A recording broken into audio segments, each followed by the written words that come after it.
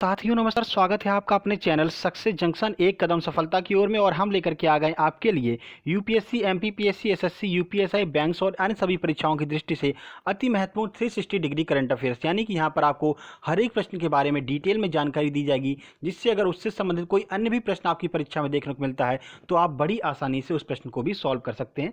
साथ ही साथ में आपको बता दें कि बहुत से लोग यहाँ पर कमेंट करके पूछ रहे थे सर टेलीग्राम चैनल पर कैसे जाना है, सर इंस्टाग्राम पर हैं क्या, तो हम आपको बता दें हर एक सोशल मीडिया प्लेटफॉर्म पर हम उपलब्ध हैं। इंस्टाग्राम पर भी आप सर्च कर सकते हैं, टेलीग्राम पर इस जो आपको वीडियो दिखाई दे रही है इसकी पीडीएफ जो है आपको टेलीग्राम पर मिल जाएगी। फेसबुक पर भी हमारा फेसबुक पेज है, यूट्यूब पर आप देख ही रहे हैं, कहीं पर भी आप जाइए बस सर्च कीजिए सक्सेस जंक्शन, वहां पर आपको हमारा लोगो देखने को मिल जाएगा और टेलीग्राम से आप इस वीडियो की पीडीएफ भी डाउनलोड कर सकते हैं। ठीक है, तो चलिए आज के सेशंस की बात कर लेते हैं, कैसे आज का सेशन आगे बढ़ने वाला करंट अफेयर का, आइए देखते हैं।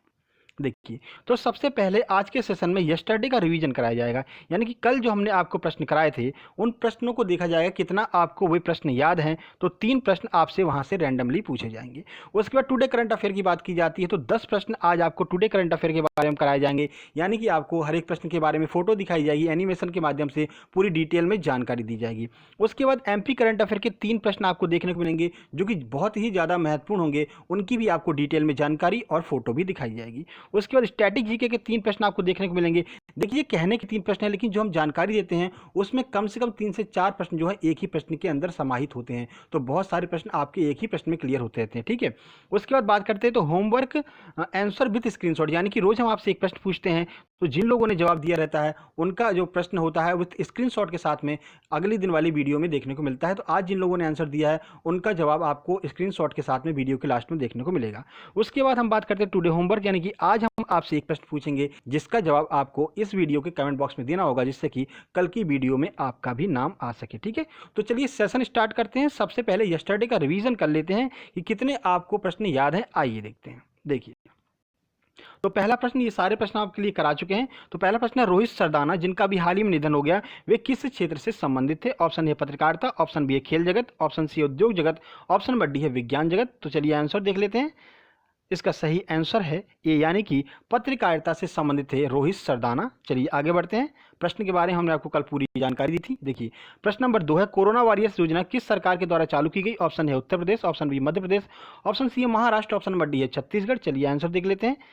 तो इस प्रश्न का भी सही आंसर है, यानी कि मध्य प्रदेश सरकार के द्वारा कोरोना वॉरियर्स योजना चालू की गई है। इसके बारे में भी कल हम आपको डिटेल में जानकारी दे चुके हैं। चलिए आगे बढ़ते हैं। तीसरा प्रश्न है रिवीजन का, तो पशुओं के लिए कोरोना वैक्सीन का पहला बैच किस देश ने तैयार किया है?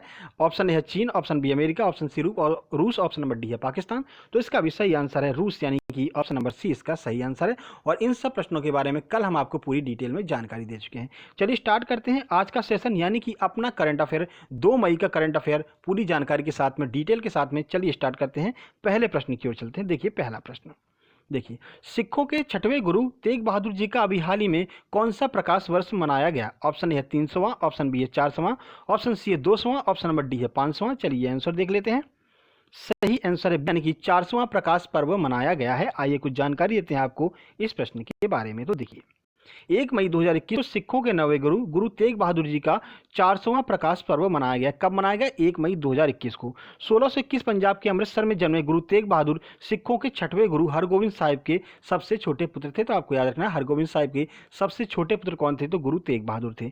एक राजसी एवं निडर योद्धा माने जाने वाले गुरु तेग बहादुर आध्यात्मिक विद्वान कवि भी थे। ठीक है, इनके 115 भजन गुरु ग्रंथ साहिब में संकलित हैं। ठीक है, तो ये सारी जानकारी थी, आप पॉज करके एक बार दोबारा से पढ़ लीजिएगा। चलिए आगे बढ़ते हैं, अगले प्रश्न की ओर चलते हैं।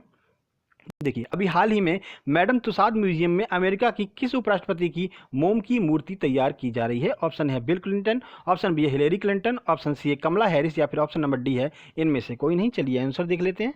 फोटो तो आपको दिखाई दे रही है, सही आंसर है सी, यानी कि कमला हैरिस की जो है मोम की मूर्ति यहाँ पर तुसाद म्यूजियम में बनाई जा रही है। तो चलिए तुसाद म्यूजियम के बारे में कुछ जानकारी आपको देते हैं, आपकी प्रश्न पत्र की दृष्टि से महत्वपूर्ण है। देखिए, अमेरिका की पहली महिला उपराष्ट्रपति बनने वाली कमला हैरिस की मोम की मूर्ति अब मैडम तुसाद म्यूजियम म्यूजियम में स्थापित की जा रही है। मैडम तुसाद जो संग्रहालय है वो अमेरिका के न्यूयॉर्क शहर में स्थित है। प्रश्न यहाँ पर स्टैटिक जीके का बनेगा कि मैडम तुसाद संग्रहालय कहाँ पर स्थित है, तो याद रखिएगा अमेरिका के न्यूयॉर्क शहर में स्थित है। और यहाँ पर इससे पहले अमिताभ बच्चन जी की, शाहरुख खान की और अभी हाल ही में अपने प्रधानमंत्री नरेंद्र मोदी जी की भी मूर्ति यहाँ पर लगाई गई है मोम वाली। ठीक है, मैडम तुसाद म्यूजियम अमेरिकी राष्ट्रपति जो बिडेन की मूर्ति पर भी कार्य कर रहा है, यानी कि जल्द ही आपको यहाँ पर जो बिडेन की मूर्ति भी देखने को मिल जाएगी। ठीक है, चलिए अगले प्रश्न की ओर चलते हैं। देखिए, सीरम इंस्टीट्यूट जुलाई 2021 तक अपने मासिक उत्पादन को कितने मिलियन खुराक तक बढ़ाने में सक्षम होगा। तो जैसा कि आपको पता है टीके की सबसे ज़्यादा आवश्यकता पड़ रही है, हमको बाहर से यहाँ पर इंपोर्ट करना पड़ रहा है कि कोविड वाला जो है टीका होता है उसको। तो अब क्या है, सीरम इंस्टीट्यूट ऑफ इंडिया जो है वो भारत में टीकों का निर्माण करती है, जैसा कि आपको पता है वैक्सीन वगैरह ये बनाती है। तो अभी इन्होंने घोषणा की है कि जुलाई 2021 तक हम अपनी जो मासिक उत्पादन है उसको काफ़ी हद तक बढ़ा लेंगे। तो कितना बढ़ा लेंगे यही आपसे पूछा जा रहा है मिलियन में। ऑप्शन ए है 50 मिलियन, ऑप्शन बी है 100 million, option C 150 million, option number D है 200 मिलियन। चलिए आंसर देखते हैं इसका। सही आंसर बी, यानी कि 100 मिलियन तक हम अपनी खुराक बढ़ा लेंगे, ऐसा कहना है सीरम इंस्टीट्यूट ऑफ इंडिया का। और साथ ही साथ में आपको बता दें कि कहाँ पर स्थित है, तो याद रखिएगा पुणे में स्थित है सीरम इंस्टीट्यूट ऑफ इंडिया। चलिए कुछ जानकारी आपको देते हैं। तो सीरम इंस्टीट्यूट ऑफ इंडिया, जिसे SII भी कहते हैं, कोविड-19 टीके का निर्माण करता है। आपूर्ति को पूरा करने में असफल होने के कारण अन्य देशों में टीका उत्पादन शुरू करने की योजना बना रहा है। यानी कि अभी क्या है कि देखिए एक ही यहाँ पर पुणे में स्थित है, तो वहाँ पर इतने अधिक मात्रा में टीके नहीं बन पा रहे हैं। तो अब ये क्या कर रहा है, अलग अलग देशों में अपनी जो ब्रांच खोलेगा और वहाँ पर टीकों का निर्माण करेगा और भारत को भेजेगा। ठीक है, तो ये काम जो है SII के द्वारा किया जा रहा है। चलिए, सीरम इंस्टीट्यूट ऑफ इंडिया 2021 तक अपने मासिक उत्पादन को 100 मिलियन खुराक तक बढ़ाने में सक्षम होगा।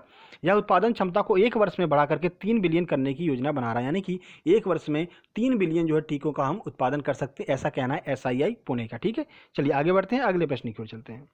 देखिए, कोरोना वायरस मामलों में बढ़ोतरी के मद्देनजर बिहार सरकार ने किस तारीख तक सभी स्वास्थ्य अधिकारियों की छुट्टियां रद्द कर दी हैं। ऑप्शन है 15 मई, ऑप्शन बी 31 मई, ऑप्शन सी 30 जून, ऑप्शन नंबर डी है 15 जुलाई। चलिए आंसर देख लेते हैं, और ऐसा करने वाला पहला राज्य भी बन गया है। सही आंसर है बी, यानी कि 31 मई तक के लिए सभी स्वास्थ्य कर्मचारियों की छुट्टियां रद्द कर दी गई हैं बिहार गवर्नमेंट के द्वारा। देखिए, कोरोना वायरस मामलों में बढ़ोतरी के मद्देनजर बिहार सरकार ने 31 मई 2021 तक सभी स्वास्थ्य अधिकारियों की छुट्टियों को रद्द कर दिया है। इसके अतिरिक्त बिहार के राज्यपाल फागू चौहान ने 31 मई 2021 तक सभी विश्वविद्यालय की गर्मियों की छुट्टियों के आदेश दिए हैं, यानी कि 31 मई तक गर्मियों की छुट्टियां यहाँ पर प्रारंभ कर दी जाएंगी। अब यहाँ पर बिहार सरकार की बात कर लेते हैं, तो CM यहाँ के हैं नीतीश कुमार, और राष्ट्रीय उद्यान कौन सा है, बहुत बार पूछा गया, तो वाल्मीकि राष्ट्रीय उद्यान जो है आपका बिहार में स्थित है। और यहाँ राज्यपाल कौन है, तो फागू चौहान है, अभी हमने आपको बताया था। ठीक है, चलिए अगले प्रश्न की ओर चलते हैं। देखिए, तो कोविड-19 की वजह से 1 मई 2021 को मोहम्मद शहाबुद्दीन का निधन हो गया। वे किस दल से संबंधित हैं। ऑप्शन ए है INC यानी Indian National Congress, option B है BJP Bharatiya Janata party, option C है राजद यानी कि RJD से हैं, ऑप्शन नंबर डी है BSP। तो किस पार्टी से हैं, चलिए आंसर देख लेते हैं। सही आंसर सी, यानी कि RJD के ये नेता थे मोहम्मद शहाबुद्दीन। इनका भी हाल ही में कोविड की वजह से निधन हो गया है। तो राष्ट्रीय जनता दल पूर्व सांसद मोहम्मद शहाबुद्दीन का मई 2021 में कोविड-19 के कारण निधन हो गया है। उन्हें 20 अप्रैल 2021 को कोविड-19 का पता चल गया था, तब से उनका इलाज चल रहा था।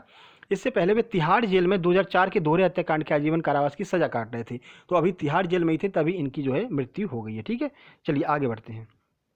अगला प्रश्न है, अंतर्राष्ट्रीय श्रमिक दिवस कब मनाया गया। ऑप्शन है 1 मई, ऑप्शन बी है 30 अप्रैल, ऑप्शन सी है 29 अप्रैल, या फिर ऑप्शन नंबर डी है 2 मई। तो इंटरनेशनल लेबर डे कब मनाया गया, चलिए आंसर देख लेते हैं। सही आंसर है, यानी कि 1 मई को इंटरनेशनल लेबर डे मनाया गया है। चलिए कुछ जानकारी देते हैं इस प्रश्न के बारे में आपको। तो अंतर्राष्ट्रीय श्रम दिवस या फिर इसे मई दिवस भी कहते हैं, प्रतिवर्ष 1 मई को मनाया जाता है। दुनिया भर के श्रमिकों और मजदूरों को समर्पित इस दिन को अंतर्राष्ट्रीय श्रमिक दिवस के रूप में मनाया जाता है। यह दिवस 1886 को शिकागो के हे मार्केट में दंगों में मारे गए लोगों की याद में मनाया जाता है। तो 1886 में शिकागो में एक दंगा हुआ था हे मार्केट में, वहाँ पर काफ़ी सारे मजदूरों को मार दिया गया था, तो उन्हीं की याद में ये दिवस मनाया जाता है। चलिए आगे बढ़ते हैं। अगला प्रश्न है, दुनिया का सबसे बड़ा सस्पेंशन पैदल यात्री पुल कहाँ बनाया गया है। ऑप्शन ए है अमेरिका, ऑप्शन बी है पुर्तगाल, ऑप्शन सी ऑस्ट्रेलिया, या फिर ऑप्शन नंबर डी है ब्राजील। तो ये आपको यहाँ पर फोटो भी दिखाई दे रहा है सस्पेंशन पुल का। चलिए आंसर देख लेते हैं। सही आंसर है बी, यानी कि पुर्तगाल में दुनिया का सबसे लंबा पैदल यात्री सस्पेंशन ब्रिज जो है वो बनाया गया है। देखिए, तो दुनिया का सबसे लंबा पैदल यात्री सस्पेंशन ब्रिज पुर्तगाल में खोला गया है। इसे 516 अरक्का कहा जाता है। सर ऐसा क्यों कहा जाता है, क्योंकि यह 516 मीटर लंबा है और अरक्का शहर में स्थित है, इसलिए इसका नाम है 516 अरक्का। याद रखिए, यह प्रश्न पूछा जा सकता है और कठिन प्रश्न बन सकता है अगर आप ध्यान नहीं देंगे तो। ठीक है, अब देखिए, यह तिब्बती शैली पर बना झूलता हुआ एक पुल है जो स्टील के केबल के द्वारा और 2 वी आकार के खंभों के द्वारा उसके ऊपर मतलब जोड़ जाड़ के बनाया गया। ठीक है, पुर्तगाल की बात कर लेते हैं तो राजधानी है लिस्बन और मुद्रा है यूरो, जो कि भारत के 89.06 भारतीय रुपए के बराबर है। तो याद रखिएगा, क्योंकि अब ऐसे प्रश्न भी पूछे जा रहे हैं। पहले बस कंट्री कैपिटल और करेंसी पूछ लेते थे, लेकिन अब क्या कर रहे हैं, अब यहाँ पर करेंसी भारतीय रुपए की तुलना में कितनी है ये आपसे पूछा जाता है। तो याद रखिएगा, यूरो जो है पुर्तगाल वाली वो 89.06 रुपये भारतीय रुपए से कंपेयर करने पर पता चलती है। ठीक है, चलिए आगे बढ़ते हैं, अगले प्रश्न की ओर चलते हैं। देखिए, तो यहाँ पर आपके करंट अफेयर प्रश्न खत्म होते हैं। अब बात करते हैं 2 मई के टुडे एमपी करंट अफेयर्स की। तो चलिए एमपी के करंट अफेयर्स की बात कर लेते हैं। पहला प्रश्न है आपके सामने, हिंदी के वरिष्ठ कवि डॉक्टर कुंवर बेचैन जी का अभी हाल ही में निधन हो गया है। उनको मध्य प्रदेश सरकार द्वारा किस सम्मान से सम्मानित किया गया था? तो ये आपको फोटो में कुंवर बेचैन जी दिख रहे हैं। ऑप्शन ए है राष्ट्रीय कवि प्रतीप सम्मान, ऑप्शन बी है राष्ट्रीय कालिदास सम्मान, ऑप्शन सी राष्ट्रीय तानसेन सम्मान, या फिर ऑप्शन नंबर डी है इनमें से कोई नहीं। चलिए आंसर देख लेते हैं। सही आंसर है, यानी कि राष्ट्रीय कवि प्रदीप सम्मान से सम्मानित किया गया था इनको, डॉक्टर कुंवर बेचैन को। देखिए, तो वर्ष 2019 में सम्मानित हिंदी के वरिष्ठ कवि डॉक्टर कुंवर बेचैन का निधन हो गया। इन्हें 2019 में राष्ट्रीय कवि प्रदीप सम्मान से सम्मानित किया गया था। डॉक्टर कुंवर बेचैन के इनका जन्म जो है वो 1 जुलाई 1942 को हुआ था। उनका वास्तविक नाम कुंवर बहादुर सक्सेना था। तो वास्तविक नाम याद रखिएगा, आपसे परीक्षा में पूछा जा सकता है। संस्कृति विभाग द्वारा स्थापित राष्ट्रीय कवि प्रदीप सम्मान वर्ष 2019 के लिए किसे दिया गया? तो डॉक्टर कुंवर बेचैन जी को दिया गया है, जो कि उत्तर प्रदेश गाजियाबाद के रहने वाले थे। और 2020 का जो पुरस्कार दिया गया है वो डॉक्टर शिव ओम अंबर को दिया गया है। ये फर्रुखाबाद के रहने वाले थे। तो दोनों चीजें आपको याद रखनी है, 2019 वाला भी और 2020 वाला भी, कोई भी आपसे परीक्षा में पूछा जा सकता है। आगे बढ़ते हैं। तो मध्य प्रदेश के किस जिले को रेडीमेड गवर्नमेंट हब के रूप में विकसित किया जा रहा है? ऑप्शन है जबलपुर, ऑप्शन बी है रीवा, ऑप्शन सी है खरगोन, ऑप्शन नंबर डी है राजगढ़। तो सही आंसर देख लेते हैं, आपको फोटो से ही समझ में आ रहा होगा। सही आंसर ए, यानी कि जबलपुर को जो है अभी हाल ही में रेडीमेड गवर्नमेंट हब के रूप में यहाँ पर स्थापित किया जा रहा है। देखिए, कुछ जानकारी आपको देते हैं जबलपुर के बारे में। तो मध्य प्रदेश के जबलपुर जिले में मुख्यमंत्री शिवराज सिंह चौहान के कहे अनुसार रेडीमेड गवर्नमेंट हब के रूप में इसको विकसित किया जा रहा है, जिसमें स्थायी स्तर पर कारोबार और रोजगार की संभावना के अवसरों में वृद्धि की जा सकती है। जब कोई भी उद्योग स्थापित होता है तो रोजगार अपने आप बढ़ते हैं, तो यहाँ पर यह हब स्थापित किया जा रहा है। जबलपुर को मध्य प्रदेश की संगमरमर नगरी भी कहते हैं। स्टैटिक जीके का प्रश्न बन सकता है एमपी की तरफ से। और मध्य प्रदेश की संस्कार धानी भी जबलपुर को कहा जाता है। ये प्रश्न भी आपकी परीक्षा में बन सकता है। तो दोनों प्रश्न आप याद रखिएगा। तो 2 से 3 प्रश्न यहाँ पर क्लियर होते हुए दिख रहे हैं। ठीक है, आगे बढ़ते हैं। देखिए, मध्य प्रदेश हस्तशिल्प विकास निगम शीघ्र ही किन 2 शहरों में मृगनयनी शोरूम चालू करेगा? ऑप्शन है इलाहाबाद नागपुर, ऑप्शन बी है जयपुर बड़ोदरा, ऑप्शन सी है Kanpur Vidisha, option number D है जोधपुर और जबलपुर। चलिए आंसर देख लेते हैं, कहाँ पर स्थापित करेगा जो है मध्य प्रदेश हस्तशिल्प विकास निगम। तो मृगनयनी शोरूम जो है इलाहाबाद और नागपुर में स्थापित करेगा। चलिए जानकारी आपको देते हैं। देखिए, तो मध्य प्रदेश हस्तशिल्प निगम इलाहाबाद और नागपुर में मृगनयनी शोरूम श्रेणी का 39वां शोरूम खोलने जा रहा है। तो इस तरह से आपसे कथन वाले प्रश्न बन सकते हैं कि कौन सा शोरूम खोला है। तो याद रखिएगा, 39वां शोरूम कहाँ पर खोला जा रहा है? इलाहाबाद और नागपुर में। यह जो है कुटीर एवं ग्रामीण खाद्य उद्योग मंत्री की अध्यक्षता में संत रविदास हस्तशिल्प विकास निगम की साधारण सभा की बैठक में जो है ये निर्णय लिया गया है कि जो है नागपुर और इलाहाबाद में जो है यहाँ पर हस्तशिल्प मिशन का जो है मृगनयनी शोरूम खोला जाएगा। ठीक है, चलिए आगे बढ़ते हैं, अगले प्रश्न की ओर चलते हैं। देखिए, 3 क्वेश्चन आपके सामने स्टैटिक जीके के देखने को मिलेंगे। तो चलिए देखते हैं स्टैटिक जीके के कौन कौन से प्रश्न आज हम आपके लिए लेकर के आए हैं। देखिए, तो पहला प्रश्न स्टैटिक जीके का कि रेबीज के टीके की खोज किसने की थी? ऑप्शन है एडवर्ड जेनर, ऑप्शन बी है Louis Pasteur, option C Alexander Fleming, option D है आइजैक न्यूटन। थोड़ी तबीयत खराब है, इस वजह से थोड़ा बहुत मिसमैच यहाँ पर हो रहा होगा, तो थोड़ा बहुत मैनेज कर लीजिएगा। चलिए आंसर की बात करें, सही आंसर बी, यानी कि लुई पास्चर ने जो है रेबीज के टीके की खोज की थी। कुछ जानकारी आपको देते हैं। तो रेबीज के टीके की खोज लुई पास्चर ने की थी। यह कुत्ते और बंदर के काटने से होता है। याद रखिएगा, सिर्फ कुत्ते के काटने से नहीं, बंदर के काटने से भी रेबीज होता है, बिल्ली के काटने से भी रेबीज होता है। याद रखिएगा, इसमें होता क्या है, इसमें रोगी को जल से डर लगने लगता है और इस रोग को हाइड्रोफोबिया कहते हैं। याद रखिएगा, जल से जब डर लगता है तो उसे हाइड्रोफोबिया कहते हैं। किसी भी चीज़ के पीछे अगर फोबिया लगा मिल जाए तो समझ लीजिए डर की बात की जा रही है। ठीक है, अब यहाँ पर पत्नी फोबिया ना कर दीजिएगा, है ना। तो पत्नी फोबिया यानी पत्नी से डर लगता है तो पत्नी फोबिया हो गया। ठीक है, ऐसा कुछ नहीं है, हर किसी के सामने फोबिया नहीं लगाएंगे। ठीक है, चलिए आगे बढ़ते हैं। अगला प्रश्न है 2011 जनगणना के अनुसार जनगणना आयुक्त कौन थे 2011 में? ये आपसे पूछा जा रहा है। ये महत्वपूर्ण क्यों हो जाएगा? क्योंकि 2021 की जो जनगणना है उसको पोस्टपोन कर दिया गया है। ऑप्शन है सी रंगराजन, ऑप्शन बी है एस चंद्रमौली, ऑप्शन सी है Bhaskar Choubey, option number D है DPS भदौरिया। चलिए आंसर देख लेते हैं। तो सही आंसर इसका बी कैसे घूम के आ रहा है सही आंसर बी यानी कि एस चंद्रमौली जो है वो 2011 की जनगणना के आयुक्त थे। ठीक है, चलिए जानकारी आपको देते हैं। तो वर्ष 2011 की जनगणना आयुक्त श्री एस चंद्रमौली थे। 2021 की जनगणना को आगे बढ़ा दिया गया, इसलिए यह प्रश्न आपके लिए महत्वपूर्ण हो सकता है। 2011 का जो आदर्श वाक्य जनगणना का वो क्या था? तो आवर सेंसेस आवर फ्यूचर, ये 2011 की जनगणना का आदर्श वाक्य था। याद रखिएगा, आपकी परीक्षा में पूछा जा सकता है। जनगणना से जो प्रश्न अब बनेगा वो आपका यही वाला बनेगा, आदर्श वाक्य 2011 का क्या था। ठीक है, चलिए आगे बढ़ते हैं, अगले प्रश्न की ओर चलते हैं। तो चौधरी चरण सिंह की समाधि स्थल को किस नाम से जाना जाता है? ऑप्शन ए है राजघाट, ऑप्शन बी है किसान घाट, ऑप्शन सी अभय घाट, ऑप्शन नंबर डी है चैत्रा भूमि। तो चलिए आंसर देख लेते हैं, फिर पूरे समाधियों के बारे में आपको बता देते हैं। सही आंसर बी यानी कि किसान घाट के नाम से चौधरी चरण सिंह की समाधि को जाना जाता है। तो बाकी के जो ऑप्शन दिए गए हैं उनके बारे में देख लेते हैं। देखिए, किसान घाट जो है वो चौधरी चरण सिंह की हमने आपको बता दिया। चैत्रा भूमि जो है वो डॉक्टर भीमराव अंबेडकर की समाधि स्थल का नाम है चैत्रा भूमि। उसके बाद अभय घाट की बात कर लेते हैं, तो मोरारजी देसाई की समाधि स्थल का नाम अभय घाट है।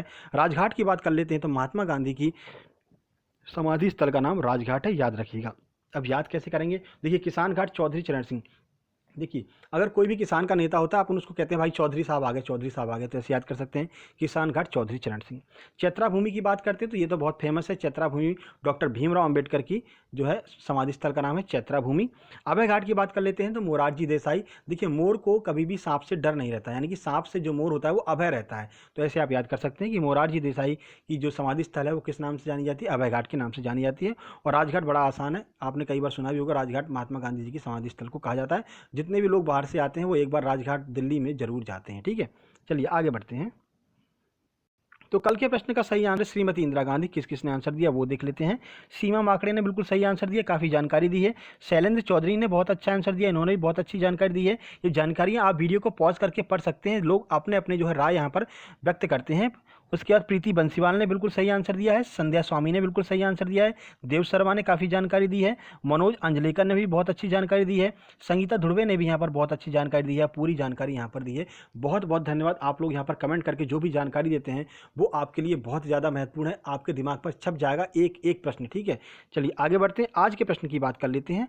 बात यहाँ पर समाधियों की चल रही थी, आपको ये बताना है कि राजीव गांधी जी की समाधि का क्या नाम है। बाकी राजीव गांधी जी के बारे में जो भी जानकारी आपको मिलती है गूगल से या कहीं से भी, उसको आपको कमेंट बॉक्स में कमेंट करना है। ठीक है, ये वीडियो पसंद आई, वीडियो को लाइक कर दीजिए, दोस्तों के पास शेयर कर दीजिए। पहली बार चैनल पर आए हैं तो चैनल को सब्सक्राइब करके नोटिफिकेशन बेल जरूर दबा लीजिएगा, और टेलीग्राम चैनल जरूर ज्वाइन कर लीजिए। फेसबुक पेज जो है हमारा सक्सेस जंक्शन के नाम पर, उसको भी लाइक कर लीजिए, वहाँ पर भी आपको काफ़ी अच्छी जानकारी देखने को मिल जाती है इस जो है प्लेटफॉर्म से संबंधित। ठीक है, उसके बाद बात कर लेते हैं, तो हम MPPSC वालों के लिए डेली जो है 12:30 बजे एक प्रैक्टिस सेट लेकर के आते हैं। तो आज भी आपके लिए बहुत महत्वपूर्ण प्रैक्टिस सेट आने वाला है, एक एक प्रश्न के बारे में डिटेल में जानकारी आपको दी जाने वाली है। तो 12:30 बजे उपलब्ध रहिएगा आपके अपने चैनल सक्सेस जंक्शन पर।